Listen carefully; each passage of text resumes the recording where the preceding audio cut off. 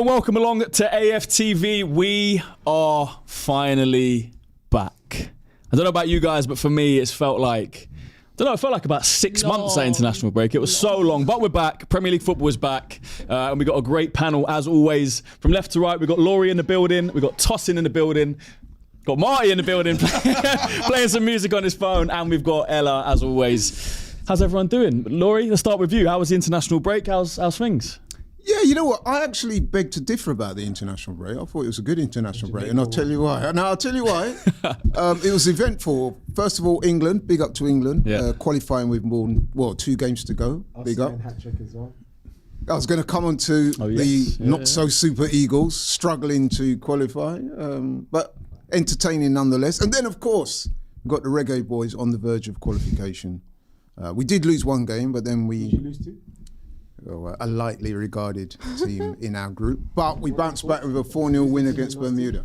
Curacao. Oh, okay, just checking.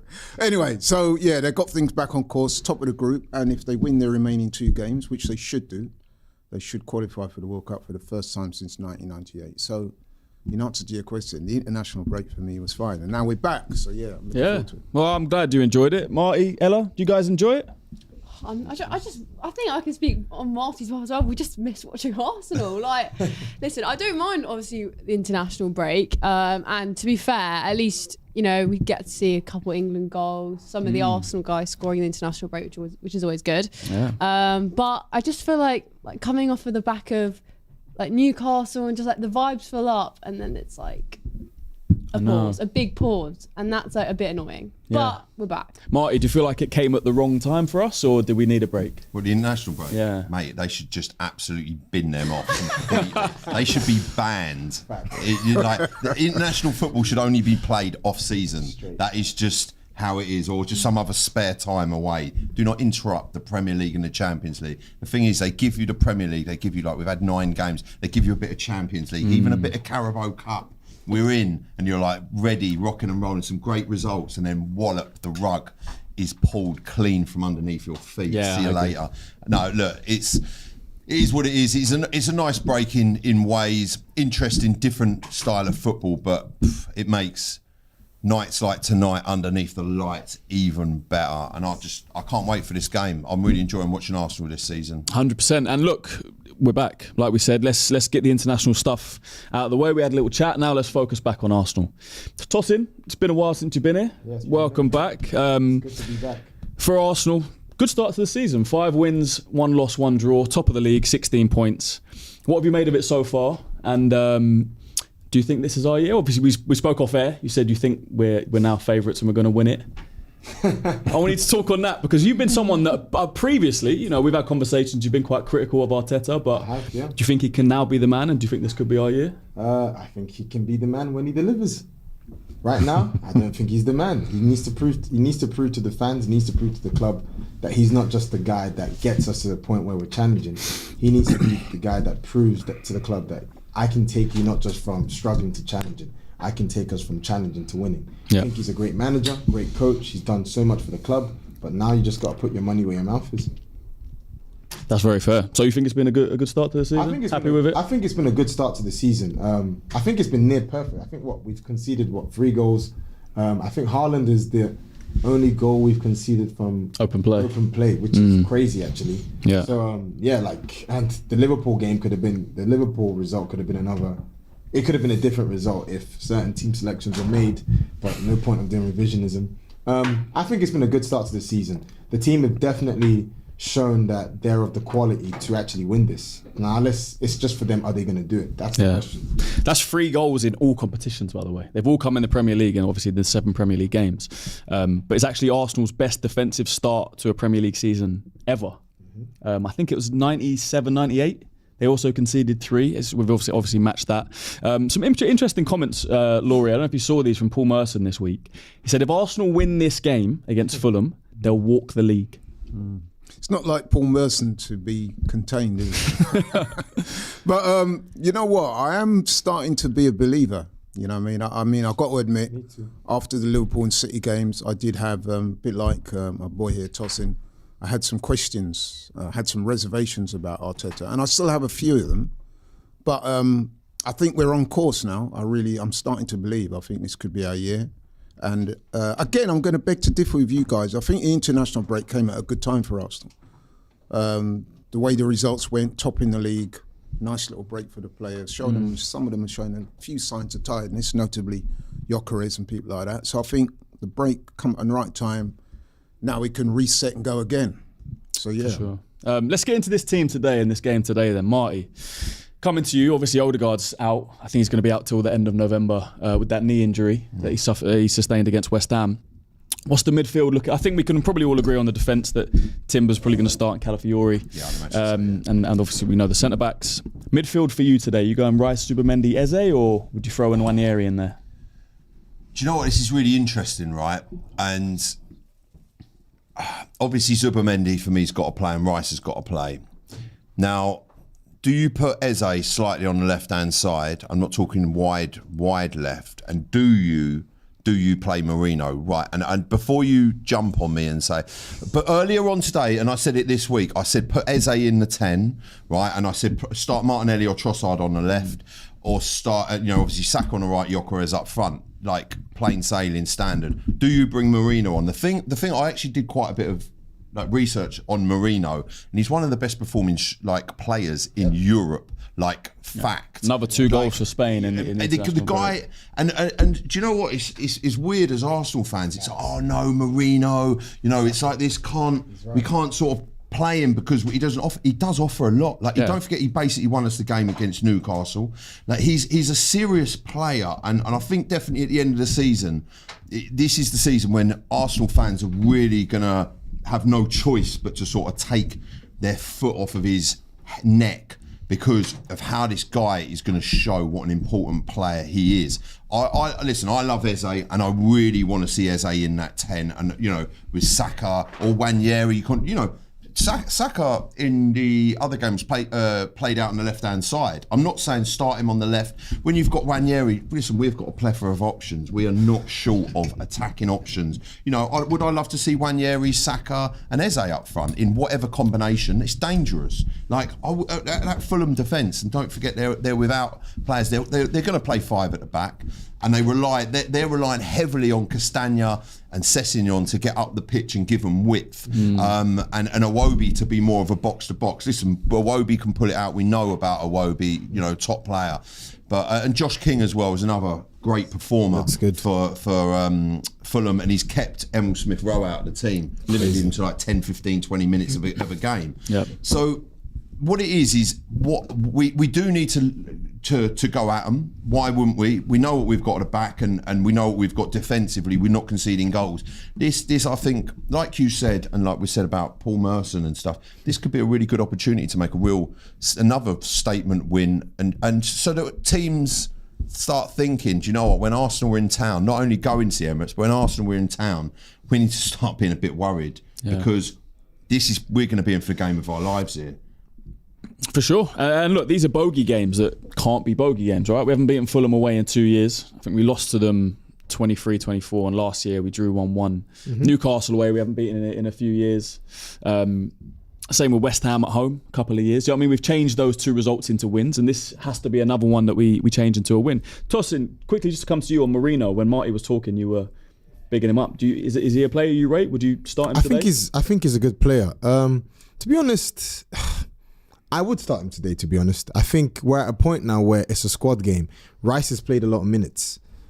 He played for England. He starts for England. He plays loads of games for Arsenal. So I think we're getting to a point where Arteta's got the variety now to start actually making decisions. And he said that in some of his comments. It's almost as if he's approaching games and squads based on the opposition that we're playing against. And we're playing against Fulham away, Craven Cottage, small pitch. I'd like to see like a Nwaneri and a Marino, because I think Marino offers so much. A lot of Arsenal fans slander him, and I don't understand why. Sometimes he can look clunky, yes, but the guy, if we look at some of his best moments, I think about games where he came on against Chelsea last season at Stamford Bridge. He really changed the attacking tempo of the team. I look at Bernabeu. He's got this ability to be able to slow down the game and then pick the right pass at the right minute, and he makes the he makes the best decisions in terms of getting into the box at the right moments to sniff out goals. So I think he's a good player. I just think he's a victim of Arteta trying to do the experiment of playing him and Rice at the same time because they occupy the same space on the pitch. But for me, on his own, he's a good player. And where do you play him? Because we know he's a good player. He can play. What's your midfield three today? I would my midfield three. If I was Arteta, I'd be Waneri, Marino, and Zubimendi. I don't think Rice needs to start. Wow. What? Okay. He doesn't need to because Fulham have got 2 strikers out. We know what they're gonna do. It's not gonna be a game. It's gonna be a game where let's be honest. They did it against Bournemouth. They're gonna sit low block, compact, and they're gonna try and hit us in the counter attack. We don't need Rice and Zubimendi for this game. But you know what's the beauty of this conversation? The fact that indicates how big and deep the squad is that we're having this conversation. Because for you to even suggest that we drop Rice, which don't get me wrong, it's not even dropping. You've explained it or rotating. For you to even suggest that shows how much options. Just quickly, what would you go on your front three then? Just out of interest with that midfield. My front three for today, I'd play Gyokeres striker, Saka on the right, and I'd play Eze on the left as an inside, as like a. I don't want him to be, when he plays on the left, people say, oh, he can't play on the left. Yes, he can. I don't really want to see, because he even said it himself. It doesn't really matter where on the pitch he plays, because for him, it's just about him getting on the ball and making stuff happen. I would play Eze on the left and give him the opportunity. Bro, you come inside. Calafiori, we already know he's going to make those rampaging runs anyway. You're going to give that natural width for us on the left. So I would play Eze left, Gyokeres striker, Saka on the right, Waneri instead of playing Eze in the 10, just because you know it's going to be Fulham. They're going to play a back 5. You know that they're going to try and pack out the midfield. So you want quick, zip-zap football, high-tempo football. And who can do that better than Ethan Waneri and Eze on the pitch? So why would you then bring in Rice and Marino and then play Eze there and then play Trossard there, who's going to slow the game down and bring it back?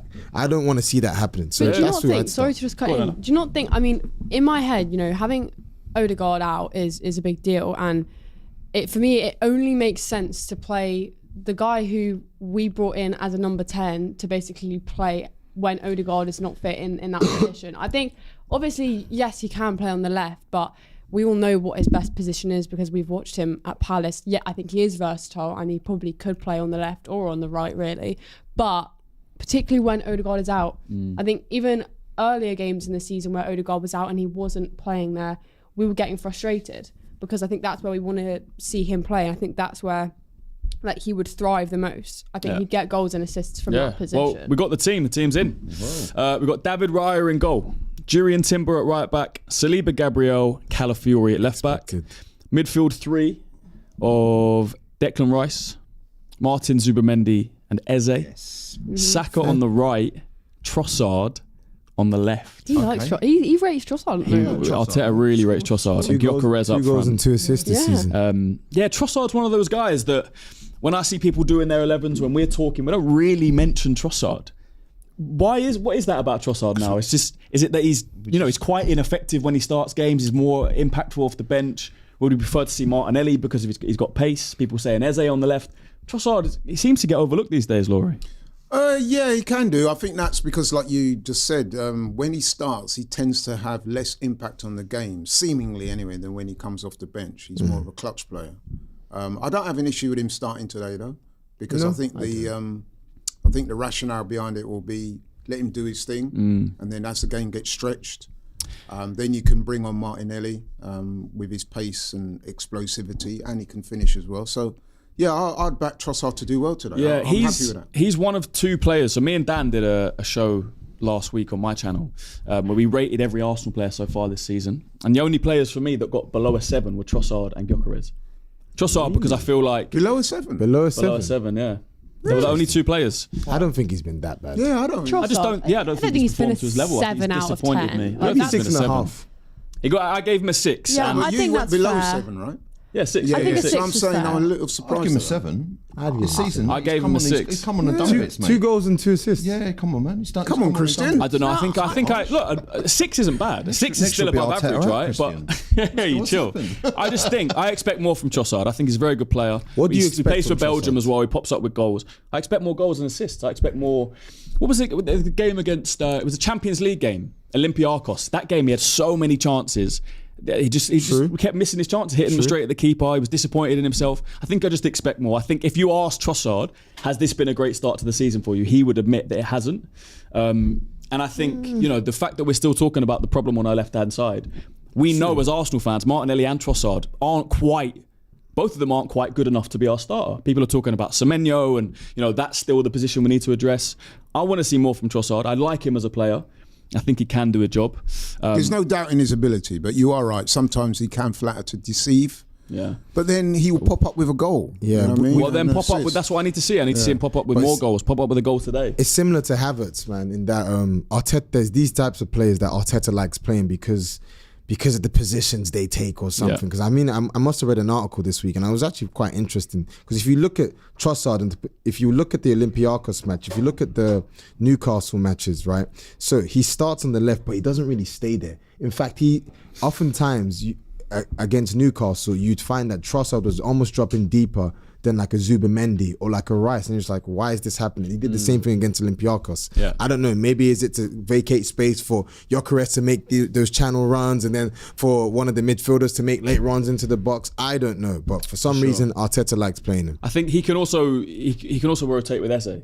Eze can go out to the left-hand side. Trossard obviously playing those central areas. I'm sure that will happen. Who's on the bench, Chris? Let's read the bench for Arsenal. We've got Kepa, Lewis Skelly, Mosquera, Ben White on the bench. There were some injury concerns. Norgard, Nwaneri, Marino, Max Daumann, and Gabriel Martinelli. Nice. Nice. So maybe we'll see Daumann today. That is a very strong bench. English Lamar. English Yamal. That's a big shout. No, it's not. It's not. I didn't say that. One of the Arsenal You players. just said it. What do you mean? I Not didn't say me. that. No, one of the Arsenal players compared him to Yamin Lamau. I don't think he's worthy of that. Lamine, is it Yamin? Lamine. I always get that confused. Lamine Yamal. See, this is the problem. Big shout Is there. it Yamin or Lamine? This could be the Lamine problem. Lamine where Yamal. we're Let me putting find too that much- quote. Who said it?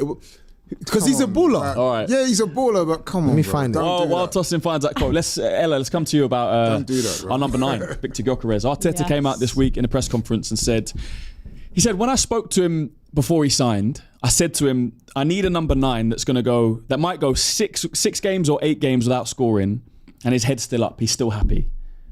What did you make about those quotes? Do you think do you think that, to me, that said that the role he expects of his number 9 isn't necessarily a goal scorer? It's someone that's going to drop deep, that's going to accommodate for the rest of the team, that's going to, do you know what I mean, be the pass, the Havertz role, basically. Which is weird because we thought that we'd be buying something that would be different to Havertz if we were going out into the market and buying a striker. I still do like Gyokeres and I think he was the right choice this summer. But I mean, obviously you want your striker to be scoring goals because they'll play off of that confidence. And when they start, I think also you look at some of the games we've had and you think, he probably should have got a goal in this game.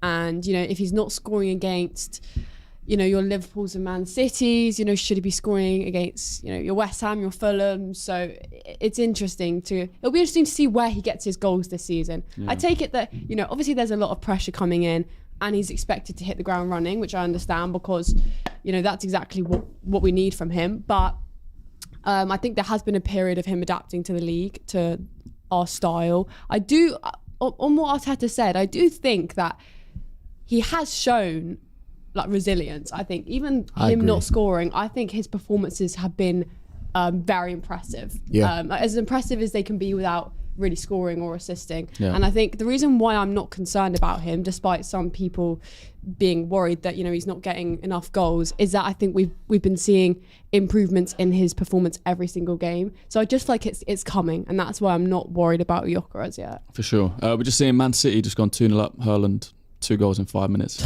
Inevitable, this guy, and he's going to break the record again. Machine. Apparently, he's not a good footballer, according to Roy Keane. Yeah, League 2 football. One of the most garbage Weird statements takes. I've ever heard in my life. But yeah, no, I agree. I thought Gyokeres was coming in to be our Haaland, to be that goal scorer, just the guy that's on the end of everything. But he has been playing a bit of a different role, and I've liked him. I think his link-up play, everything before the goals has been pretty good. I know Laurie's been on his neck a little bit. Laurie's been, you've been mentioning the games. Every interview you do, I hear you mention, you've said yourself it's concerning when your striker hasn't scored 4 goals, then 5. It's 4 games, then 5 games, then 6 games. Do you expect a goal today? And if he doesn't score, I do. If he does everything else today in terms of link-up play, maybe he gets an assist, is that enough for you, or do you need him to be scoring? Not really. I'll tell you my position on Gyokeres. First of all, I'm an advocate for Gyokeres. I remember back in the summer when there was talk about Sesko and Gyokeres and one or two others, I was very firmly in the Gyokeres camp. I wanted him to come to the club. I'd seen his goal scoring record. I'd taken the trouble to watch him on YouTube and all the rest of it. I'd seen when he played against us, so I was quite impressed then. In fact, I remember watching him play for Coventry against Luton in the playoff final. I thought he was excellent in that game. Anyway, fast forward to now, he's come to the club, big reputation. A striker, your main striker, his currency is goals. So you can hold up the ball as much as you want, bring others into play, blah, blah, blah. Sooner or later, you've got to be scoring goals. Now, the thing is, he has 3 goals. He's actually our top goal scorer this season. But you cannot escape the fact, Christian, that he's got, 6 games now without a goal? Yeah, if you include the 2 Sweden games as well. It's games. So he needs a goal, man. You know what I mean? Because at the end of the day, when you're a striker, especially at a club like Arsenal create a lot of chances per game. He has to be scoring. Yeah. And we put a lot of faith in this guy, spent a lot of money on him. I know the pressure is mounting. I wouldn't say I'm on his neck, but he does need to start scoring very, very soon. Yeah. Hopefully today. Interestingly, Arsenal have the most different goal scorers in the Premier League so far this season. So Marino, Calafiori, Rice, Gabriel Martinelli all with 1 goal. Saka, Timber, Zubimendi all with 2 goals, and Gyokeres with 3 goals. So our goals do come from around the team. That's always the way. Do you not think like every season we usually get? Yeah. Most people in our team usually get a goal. Yeah. Really. Yeah. But I think we all as a fan base, we just want a guy that just bangs goals, basically. Do you know what I mean? 2 chances in a game, you're scoring at least 1. Yeah. Let's get back to this game today, Marty. Like you said, I think you mentioned it, Fulham. Oh no, Tosin, you mentioned their 2 strikers are potentially out. Muniz and Jimenez. Jimenez plays playing. Oh wow! So Jimenez is back. Fit. Oh, but there's a few other injuries. Lukic is injured. Anthony Robinson. That's a big blow for them. It is. He's a very good player. Do you expect this to be a 11 men behind the ball from them, sit back and try and soak up the pressure, or do you think they'll come out? When they play defensively, they always generally tend to put 5 behind the ball. The problem they're going to have with that is obviously getting forward against Arsenal is having the outlet. Look, they're going to struggle to get out. This is also a fixture in the last few seasons that we have struggled with. But if you look historically before that, it's a fixture that's favoured us. If you looked back a few years ago, I remember that amazing goal that Ramsey ended up putting in the back of the net that Aubameyang passed across to, which is a beautiful move. Listen, Craven Cottage before, in those times and before that is a place we've had a lot of success at. And listen, you can't underestimate any team in the Premier League because that would just be naive. But when you look at their team, for me, they've, I think, maybe rushed a couple of players back into this because they know it's Arsenal. Yeah. It's definitely going to be a very interesting game. It's one that I generally, honestly can't see us losing this. I really can't. Yeah. With how we're set out, I really like the balance up front. He's gone with Eze in the 10. I think Eze is going to take this opportunity as well with this game to know that now Odegaard's out for a period of games. And listen, we know how dangerous he is. We know what he can do. We know how he can change. And like you were saying, Ella, about the Gyokeres thing, being a team player. But I do also think if Eze finds a way to be able to get a Gyokeres in behind the Fulham defence, then we could see a very interesting game. Hope you're right. Tosin, let's stay on Eze. The most shots from any player in the Premier League without a goal so far this season. Bit of a crazy stat. I don't think it necessarily reflects how he started at Arsenal. I've been impressed in certain games. A few chances. I think the chance against West Ham that he put over the bar, he does have a goal, scored. Right? But not in the Premier League. Port Vale. Scored against Port Vale, yeah. How have you found him so far? You've been impressed, or do you want to see more? I've been very impressed. I think finishing-wise, I definitely want to see more because that's not just an Arsenal thing. I think that's even with England as well. What game was it? Not this international break, the first one, where it was at Villa Park and he had a lot of chances and the shooting was a bit wayward. But he did score against Latvia just now. He did, which is fair. But I think I've been impressed with him. I think he's just it's just rare that we all clamour for a player and we actually end up getting that player, and then the player actually does what we've been saying this player is going to do for the club. Yeah. The guy's such a good player, and I agree with Ella. I think he's going to take his chance. He's going to take his opportunity. Odegaard may need to be careful depending on how well Eze plays, because the guy, he's looked good to me every time he's played, probably except Bilbao away. But that's probably the only game where I've not really seen him. But other than that, he's looked mint to me. Yeah, it makes me a little bit sad though, because I feel like, what's his Palace back to 2-2. Wow. Yeah, Mateta. Mateta. The midweek hijinks between Sahar and Mateta, and he goes and bangs a brace in within 5 minutes of each. Crazy. Wow. That's a great comeback. They're probably going to win that. You never rule out the home team. So. They could go top of the table. That is a good Today show. or second? No, Bournemouth were top. Bournemouth were top when they were Go winning. back to She's fourth not. They're now. not top anymore. Maybe City as well. Yeah, City go Where's top. City at? Let's have a look at the City table go now. top of the league. So yeah, if City win, they'll be level with us on 16. Bournemouth now drawing, so they'll be on 15. We need to win this today. We can be free. We can be 4 clear of Liverpool if we win this today. They obviously got United away tomorrow. Laurie, just on that game quickly. You think United got any chance of doing something there at Anfield? Not really. No, I see Liverpool winning that and winning it comfortably, to be honest. Me too. Does anyone think United could do Yeah, do something? you at know? Anfield? No. Right. Okay. No I'm going to stick way. this out Boston there. says no. Laurie says no. Listen, again, this is Premier League football. The only problem is Manchester United haven't won back-to-back games. Under Amorim. Yeah, which is a problem.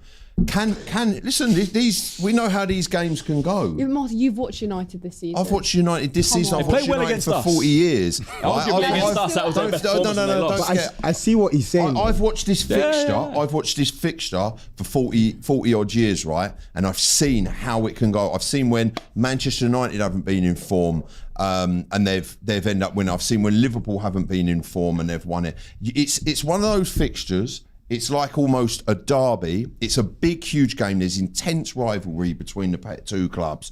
And listen, don't forget, Manchester United have got a front line which is on its day very dangerous. That can trouble Liverpool. What their problem they have is setting out the team correctly. And I don't think Amorim's using the players that he's got in the correct way and with the correct system. I agree. Now, you know, when you're talking about the likes of Kuna and Mbueno and even Sesko, right? That front three, it's a decent front three. I wouldn't say no to any one of those players at Arsenal. And I don't think any Arsenal fan, because this Sesko, Gyokeres debate, you know, which one were we going to get? Listen, Kuna was a player that I actually wanted at Arsenal because he is that guy that can pull a rabbit out of a hat. Literally, he'll pick the ball up, like Mbueno, he'll pick the ball up, literally in his own half, run down the right-hand side, bang, back of the net. These guys are finishers, they're game changers, they can deliver. So, you know, can they do the job? Yes, they can. Will they? We'll find out tomorrow. I just think listen, the odds aren't stacked in their favour. I understand that. Yeah. And, you know, but if I said that against Arsenal, I'd be a deluded Arsenal fan. But I think you're going to see a little bit of a backlash from Liverpool tomorrow. Yeah. You think? They've lost 3 games on the think spin, so. 2 in the Premier League. They don't want to fall too far behind us. Yeah. The manager's come out and said he wants to see a reaction. They're at home tomorrow. I just think overall they're just going to be too strong. Yeah, I know what you're saying, Marty. We've seen it in recent years. I think they drew 0-0 there last season. And obviously, Liverpool were in title winning form. Yeah. So United can go there and do a job. I think if Liverpool play at even 65-70%, they win that game. But you can't rule it out. Don't get me wrong. That rivalry is so big. That is such a big game. Anything can happen. What I would not like to see from Liverpool, but what I would think is obviously playing Ekitike and Isak together. I think they should do that. I think that for them could work. And also Gravenberch isn't fully fit as well. Yeah. So there are, and this Liverpool team, no disrespect to them, I'm Defensively, not they're slagging them shambles. off, but they have struggled to really put teams away. In their last 3 games, they struggled. They lost. And then in the games beforehand, the only reason Giving up 2-goal Burnley, leads as well. they couldn't break Burnley down fully. It was a handball. That's why they got the penalty. And Salah rifles it in the top corner. They've struggled in games to really, they played against a 10-man Newcastle. Listen, it's going to be interesting. I think this is where Arne Slot really starts to earn his money. Yeah. To how he manages this. And all they need, Konate's not fully fit either. They need, Neither is McAllister as well, to be honest. There you go. McAllister's definitely been offered this season. There's an argument that we might even be looking in the wrong place, that our biggest challenges might be City. Manchester You know City. what? That is a good, that's a Form that good call. Haaland is in. Because True. I heard somebody, who's gonna stop him? Jan Alga Fortoft, former Norwegian striker, played for Chelsea. I Jan think. Fjortoft. Yeah, he said, and when he said it, at first I was a little, then I thought, he said current form, Haaland's probably the best player in the world. And I thought... Probably is. Hard to argue with that. I thought, you know Who's what? really? Who's better? You know, he's certainly in the conversation, right? 100 what? And so when you've got a guy that's firing like that, that's going to take you a long way. Yes. Yeah. So I agree. Yeah, you cannot afford to rule. It's a long season. Completely agree, man. So, and there will be ebb and flow throughout the season. But if you got a guy like him, and he's done it before, it's not like he's not done it before. Yeah. So, and if they can get Rodri back fit, obviously he's out now. Nico Gonzalez has been playing. If they can get Rodri back fit and keep their players fit, this is not just a two-horse race this season. So I think, unfortunately, I don't like to see any player injured, but I do think Rodri's going to really struggle this season. They rushed him back. That's a serious injury, and we've seen this with players. These injuries that sometimes it ruins players' careers. Yeah. Like on one note, you see it with Jurriën Timber. It seems to have sent him into turbo mode, which is nuts. But that's crazy. probably one of the only real. It's his mentality, and we didn't rush him. But then also, if your Van body, Dijk came back after the ACL, took him like a year to get back to it, and then he got better. I'd say. if I could say though, there is one thing about City that's looming on the horizon that might affect them. I'm not sure if you know, but their charges that they've been 115 charges. Yeah, that is due to be heard. They said by the next They'll get international away break. with everything. They're gonna get away with it. I've stopped you say caring that, about but we I'm don't know, do we? Yeah, we know. So- We don't know, but all we can do as fans is Nothing's focus gonna on what's happen. going on the pitch. No, but I and the think that's football on the worth table. factoring in Yeah, it because there could Potentially. be some punishments. Yeah, Nothing's gonna happen. Look, But anyway, none of us know what's regardless going to of happen. if anything don't happen, I still maintain that City are going to be They're a a threat threat. this season. Yeah. 100%. They're a very good team. Definitely a threat. threat, and they've done it. Exactly. I mean, they've done it multiple times. This manager knows exactly what he's doing. You can never write off Pep. Again, this is Premier League football. We've even just seen Palace. I'll be honest with you, I saw that result. They were 2-0 down at Bournemouth, and I thought, they're done. They've just had a really bad day at the office. Pulled it back. Yeah. Like there's teams. Palace are up there as well. I'm not saying Palace are going to win it. Don't get it twisted. But that's a Palace team that haven't got Eze. This Premier League season is one of the most exciting that I have seen. Top notch. For a lot of reasons. Yeah. And as this goes on, it started again. I'm looking forward to it. Long may it continue. Yeah, It's going to be a good season. It's been a good season so far. I think Yeah, it's going to it be, has. like Would you say, I think it's a gonna be quick very question to exciting you one. guys. I mean, I know as Arsenal fans, you're bound to say yes, but do you want to see a situation where Arsenal romp it? Yes. Or Yeah. do you want to see... What do you mean? No. Laurie, man, Facts. come on. Laurie, I want it to be a complete struggle. Rump it. And I want to tear my hair out. And I want us to go... Absolutely. No, come on. No, man. but some people I might don't say really they care. go... Yeah. 15 clear. Yeah. Go like 15 clear because this Liverpool team, they got good players. They will click eventually. Yeah. I know it sounds like a silly question, an obvious question, but there will be some people out there that will say, I actually quite like the idea of us being tested. I don't know if And Arsenal have a- fans would No, say do- that they want it to no. be Yeah, close. maybe Bro, not. we get tested every season. It man. might make the payoff I'm just feel a playing bit better devil's if it is advocate. really close and we win it on the last day. Playing devil's advocate. I understand that. It was like like the 89 season. I remember watching that. It was up, down, Yeah. and it was so. And then at the end, we had to go to Anfield and win it. No, this season I just want us to absolutely destroy Just win every it. team, Just and smash- I'll just go and win smash stuff them. and get it done. Then maybe if we do that for a couple of seasons, then maybe in a few seasons' time, us once a we've closer won a one. few Premier Leagues and the Champions League, go, do you know what, let's make it a bit fun this Yeah, season. yeah, Let's yeah. make it a bit of a struggle, and let's just go and win it. What do you want? I'm with you guys. I'll just... I agree with Marty. Like if we'd had 2 or 3 under our belt in recent years, cool, give us a struggle. And I think the payoff, like the Aguero moment, for example, that payoff for City fans probably feels better than any other league title. Yes. Yeah. But yeah, just give us a league title and then we can win it, chat. please. All right, let me get these couple of super chats in, then we'll get some predictions, and then we'll round it up. Idris says, I simply cannot see how we don't win this league.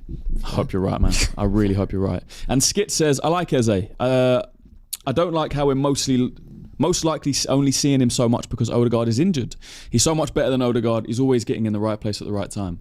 I know what you mean, Interesting. but if you look at the West Ham game, he started with Odegaard. We started a midfield of Rice, Eze and Odegaard. So I feel like that could have been a consistent theme going forward. I agree with you wanted what to you're see saying. Most games where teams are going to set up with men behind the ball, they're going to play in a low block. We don't need Rice and Zubimendi in all of those games. You can afford to play 2 more creative midfielders. So unfortunately, obviously Odegaard's I out think now. one thing I would say about Odegaard, well, 2 things very quickly. One, it's such a shame he got injured because he looked like he was coming back to some serious form. And I think the one area where he does surpass Eze for me is that his pressing game is very good. He presses from the front.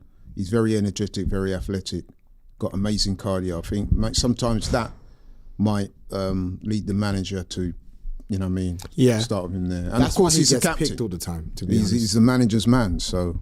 For sure. We know when he's back, he'll be straight in. He's Arteta's guy. Let's just hope he's back to that form that we started seeing just 100%. literally last couple of weeks. Right, let's go left to right, get some score predictions. Starting with you, Laurie. Right, so I did a show on AFTV where we did the predicted show, and I predicted 2-0. I've seen nothing to change my mind. I think Arsenal's defence is seriously talented. And I just think we're overall would be too strong for Fulham. I know we've not won there for the last 2 seasons, but to me that don't mean much. This is a different set of players, different type of game, different circumstances. 2-0 Arsenal.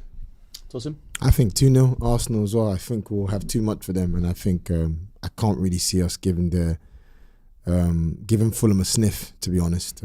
If I look at last season, we drew 1-1 and they only had one shot on target and scored the goal. I think this defence is a lot smarter coming to Craven Cottage, so 2-0. Yeah, painful game that. Yeah. Saka scored late on, but Dumb. Martinelli was offside. Dumb. Let's not have that today. Marty? I think it'll be an interesting afternoon, and I'll probably Fulham win 3-1. Fulham win. No, I'm joking. No.